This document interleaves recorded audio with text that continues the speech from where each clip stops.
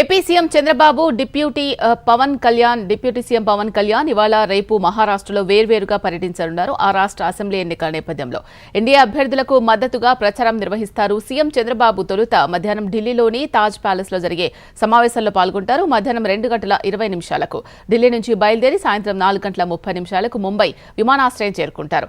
6 గంటలకు ఠానే, రాత్రి 8 గంటలకు భీవాండిలో జరిగే ఎన్నికల బహిరంగ సభల్లో పాల్గొంటారు.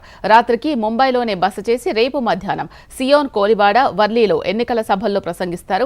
3 గంటలకు విలేకరుల సమావేశం, 4 గంటలకు ముంబైలోని వరల్డ్ ట్రేడ్ సెంటర్లో జరిగే కార్యక్రమానికి చంద్రబాబు హాజరవుతారని టీడీపీ పార్టీ వర్గాలు తెలిపాయి.